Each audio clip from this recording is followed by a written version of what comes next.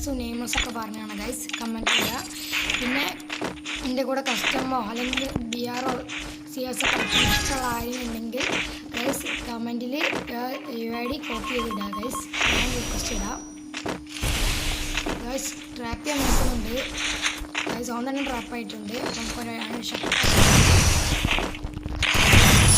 Guys എങ്ങനെയുണ്ട് guys? നമുക്ക് video ഇത്ര ഉള്ളൂ ഗൈസ്. ഇത് ഇഷ്ടപ്പെട്ട ലൈക്ക് ഷെയർ